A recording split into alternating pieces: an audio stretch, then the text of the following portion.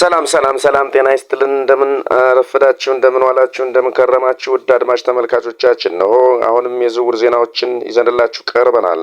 እንግዲህ ቪኒሺየስ ጁኒየር ውዝግብ ላይ አደገኛ የሆነ ውዝግብ የተሞላበት ዝውውር ሆኗል። እንግዲህ ይሄ በመጨረሻ ምን ደረጃ ላይ ይደርሳል ብዙዎችን እያነጋገረ ይገኛል። አርሰናል እንግዲህ ድንቅ ብራዚላዊ የሪያል ማድሪድ ተጫዋች የክንፍ ተመላላሽ ድንቅ ኮከብ የዓለማችን ድንቅ ተጫዋች ለማዘዋወር እንግዲህ ጥረት እያደረጉ ይገኛሉ።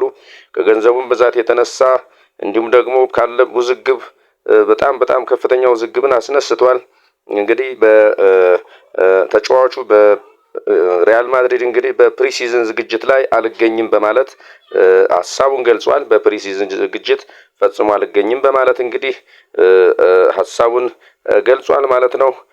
ሌሎች የብራዚል ተጫዋቾች እንግዲህ ከዓለም ዋንጫው ሀገራቸው ከተሰናበተች በኋላ ወዲያውኑ ወደ የክለባቸው ሲሄዱ ቪኒሺየስ ጁኒየር ግን በአሁኑ ሰዓት በመዝናናት ላይ ይገኛል። እነሆ እሱ ግን በአሁኑ ሰዓት በጃማይካ ከተማ ውስጥ በባህር ዳርቻ ጠረፍ ላይ እየተዝናና ከጓደኞቹና ከሌሎች አድናቂዎቹ ጋር እየተዝናና ይገኛል።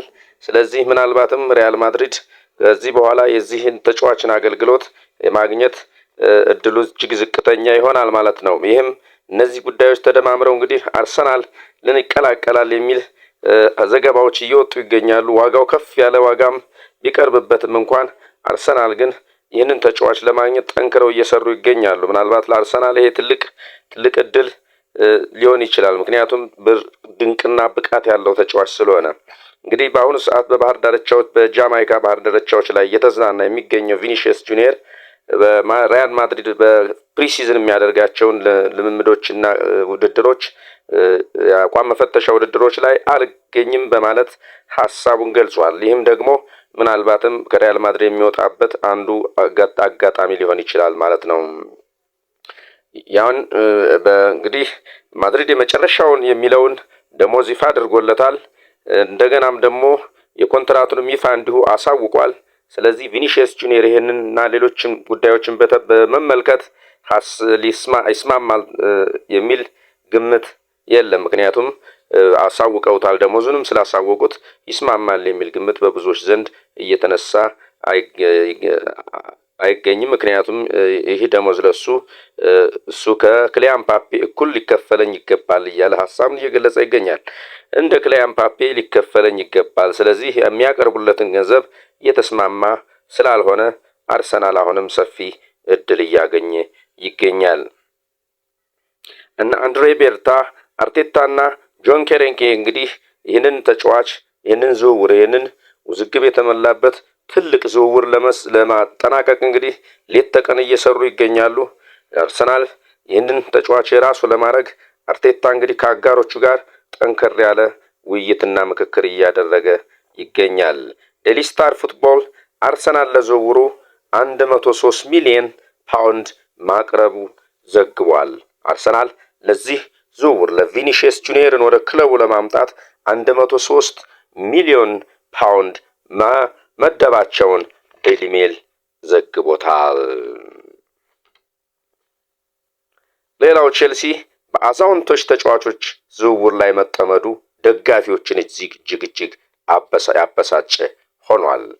ዳንኤል ቤክ 35 ዓመት ነው። ጆርዳን ሄንደርሰን 36 ዓመት ነው። እነዚህን ተጫዋቾች እንግዲህ በዚህ እድሜያቸው ወደ ክለቡ ማምጣቱ ብዙዎችን ያበሳጨና ያስቆጣ ሆኗል። ነገር ግን ቼልሲ እነዚህን ተጫዋቾች ወደ ክለቡ የሚያመጣበት ዋነኛው ምክንያት ዣቪ አሎንሶ እንግዲህ ቼልሲን ከተረከበ በኋላ ልምድ እንዲያካብት እነዚህ ተጫዋቾች ለቡድኑ የካበተ ልምድን ያካፍላሉ፣ የተረጋጋ ቡድንም ይሆናል በማለት የታሰበ ጉዳይ ነው ሲል ሐሳቡን አስፍሯል። ምክንያቱም አምና ብዙ ቀዮች ይታዩበት የነበረው የእንግሊዝ ፕሪሚየር ሊግ ቼልሲ ስለነበረ አሁን ግን እነዚህ አንጋፋ ተጫዋቾች የተረጋጋ ልምዳቸውን የካበተ ልምዳቸውን ያካፍሉታል ሲል ዣቪ አሎንሶ ቼልሲን የተረከበው አሰልጣኝ ሐሳቡን ገልጿል። በቀጣዩ ዓመት የእንግሊዝ ፕሪሚየር ሊግ ደረጃን ሱፐር ኮምፒውተር በግምቱን አስቀምጧል። በቀጣዩ ዓመት እንግዲህ የእንግሊዝ ፕሪሚየር ሊግ ከ1 እስከ 10ኛ የሚወጡትና ወራጅ ቀጠና ውስጥ የሚገቡትን እንደሚከተለው ግምቱን አስፍረዋል። አንደኛ አርሰናልን ሲያስቀምጠው በ88 ነጥብ በማሸነፍ የእንግሊዝ ፕሪሚየር ሊግን በተከታታይ ባክ ቱ ባክ ለሁለተኛ ጊዜ ያነሳል ሲል ሱፐር ኮምፒውተር ግምቱን አስፍረዋል። ሁለተኛ ማንቸስተር ሲቲን አስቀምጦታል። ሶስተኛ ሊቨርፑል፣ አራተኛ ቼልሲ፣ አምስተኛ ስቶን ቪላን፣ ስድስተኛ ማንቸስተር ዩናይትድ፣ ሰባተኛ ኒውካስትል ዩናይትድ፣ ስምንተኛ ቶትናም ሆትስፐርስ፣ ዘጠነኛ ብራይተን ሆቭ አልቢዮን፣ 10ኛ ክሪስታል ፓላስ በማለት ግምቱን አስፍሯል። በቀጣይ ዓመትም እንግዲህ ድሉን ለአርሰናል ገነርስ እንግዲህ ዋንጫውን ከፍ ያደርጋሉ ሲል በ88 ነጥብ ያሸንፋሉ ሲል ሐሳብ ግምቱን አስፍሯል ማለት ነው። በወራጅ ቀጠና ውስጥ ያስቀመጣቸው ቡድኖች ደግሞ ኤፕስዊች ታውን፣ ኮንቬንተሪ ሲቲ እና ሁል ሲቲ ወራጅ ቀጠና ውስጥ ይቀመጣሉ ብሎ ግምቱን ሱፐር ኮምፒውተር አስቀምጦልናል። ይህ የሚገርምና የሚደንቅ ግምት ነው። ምናልባትም አርሰናል ድሉን የሚጠቀምበት ከሆነ አሁንም ሱፐር ኮምፒውተር ለሁለተኛ ጊዜ ባክ ቱ ባክ እድሉን አስፍሮለታል ማለት ነው። ሌላው በማንቸስተር ዩናይትድ በኩል ያሉ ሀሳቦችን ስናነሳ የጆሹዋ ኬርኬዚን ጉዳይ እንመለከታለን። ጆሹዋ ኬርኬዚ ቡድኑ በሌሎች ክለቦች እየተፈለገ ይገኛል። ማንቸስተር ዩናይትድ እንግዲህ ሬድ ዴቪልስ ይሄንን ተጫዋች ለሽያጭ አቅርበውታል። ፈላጊዎቹን ብቅ እያሉ ይገኛሉ። ጁቬንቱስ እና የፋብሬጋሱ ቡድን ኮሞ ፋብሬጋስ እያሰለጠነ ያለው ኮሞ እንግዲህ የተጫዋቹ ገዢዎች ሆነው ብቅ ብለዋል። ቀያዩ ሰይጣኖቹ እንግዲህ ከ30 እስከ 40 ሚሊዮን ዶላር ዩሮ ለመሸጥ ዋጋ ለጥፈውበታል። ገዢ ሆነው የቀረቡት ክለቦች ግን ከ20 እስከ 30 ሚሊዮን አቅርበዋል። ማይክል ካሪክ 45ኛውን ዓመት የልደት በዓላቸውን ዛሬ እያከበሩ ይገኛሉ። እንደነ ሸዋሚኒ፣ ካማቪንጋ የመሳሰሉ ትልልቅ ከዋክብቶችን እነዚህ የዓለማችንን ድንቅ ተጫዋቾች ለማዘዋወር እነዚህ ድንቅና ትልልቅ ተጫዋቾችን ለማዘዋወር ማንቸስተር ዩናይትድ አጥብቆ እየሰራ ይገኛል። በልደት በዓልን በተመለከተ ሃሪኬንም 33ኛ ዓመቱን የልደት በዓሉን በማክበር ይገኛል። በአሁኑ ሰዓት ዲዲየር ዴሾን እንግዲህ ከስንብታቸው በኋላ የፈረንሳይ ብሔራዊ ቡድን ዚነዲን ዚዳን ሆኖ ዛሬ በይፋ ተሾሟል። ዛሬ አሰልጣኝነቱን በይፋ ተረክቧል። ከዲዲየር ዴሾ ስንብት በኋላ ዚነዲን ዚዳን በይፋ የፈረንሳይ ብሔራዊ ቡድን አሰልጣኝ ሆኖ ዛሬ ተሾሟል። ክሪስቲያን ሮሜሮ ኤሲ ሚላንን መቀላቀሉ ተረጋገጠ። ክሪስቲያን ሮሜሮ ከአሁን በኋላ የኤሲ ሚላን ንብረት መሆኑ በይፋ ተረጋግጧል።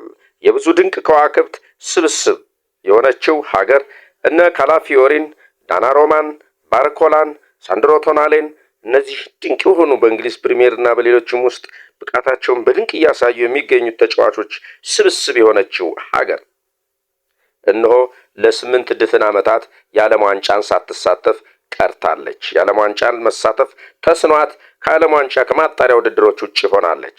የጣሊያን ብሔራዊ ቡድን ጣሊያን እጅግ ድንቅ የእግር ኳስ ሀገር ናት። የድንቅ የተጫዋቾች ስብስብ በዓለማችን ላይ ከዋክብት ተጫዋቾች ያሏት ሀገር ናት። እንደገለጽኩላችሁ እነ ካላፊዮሪን፣ ዳናሮማን፣ ባርኮላና ሳንድሮ ቶናልን የመሳሰሉትን ድንቅና በእግር ኳስ ጥበብ የተሞሉ ተጫዋቾችን የያዘችው ጣሊያን እነሆ ለ8 ድፍን ዓመታት የዓለም ዋንጫን ሳትሳተፍ ቀርታለች። በጣም የሚገርምና የሚያሳዝን ጉዳይ ነው። አንድሪያ ፒርሎ የራሻ ደጋፊ ናቸው። ስፖንሰራቸው የራሻ ድርጅት ነው ስፖንሰር የሚያደርጋቸው። ስፖንሰርሺፓቸው ከራሻ ጋር ነው። ጣሊያን ደግሞ የዩክሬን ደጋፊ ናት። በዚህ ምክንያት ጣሊያን አንድሪያ ፔድሮን ከብሔራዊ ቡድን አሰልጣኝነት አሰናብታለች። ይህ ደግሞ ሌላው በእግር ኳስ የሚያሳዝን የእግር ኳስ ፖለቲካን መከተል የለበትም እየተባለ ሲባል፣ ነገር ግን ሙሉ በሙሉ በአሁኑ ሰዓት ፖለቲካ ላይ መሰረት ያደረገ እግር ኳስን እያየን እንገኛለን። ይህ እጅግ የሚያሳዝን ነው። በዓለም ዋንጫው ላይ የአሜሪካው ፕሬዝዳንት ዶናልድ ትራምፕ ሲያጠፉ የነበሩትን ችግሮች አይተናል። በቀይ እንኳን ተባሮ የነበረን የሀገራቸውን ተጫዋች እስከ ማስገባት እንዲሁም ቪዛ እስከ መከልከል ሁሉ ፖለቲካው ሙሉ በሙሉ እግር ኳስ ውስጥ ገብቶ ነበር። አሁንም በጣሊያን እንዲሁ በጣሊያን ብሔራዊ ቡድን እያየነው እንገኛለን። እጅግ የሚያሳፍር ነው እግር ኳስ ውስጥ ፖለቲካ መግባቱ። በዚህ ምክንያት ጣሊያን አሁን በናሽናል ቲሟ አሰልጣኝ እስካሁን ድረስ አላገኘም። አንድሪያ ፒርሎም ተሰናብተዋል ማለት ነው። ውድ አድማጭ ተመልካቾቻችን ሌሎች ዜናዎችንም የዝውውር ዜናዎችንም እንግዲህ ያለቁ የተጠናቀቁ ዜናዎች እጃችን ላይ ሲደርሱን ወደ እናንተ የምናቀርብላችሁ ይሆናል። እስከዛው ግን በሌላ ቪዲዮ እስከምንገናኝ ቻው፣ ሰላም፣ ቸር ሰንብቱልን።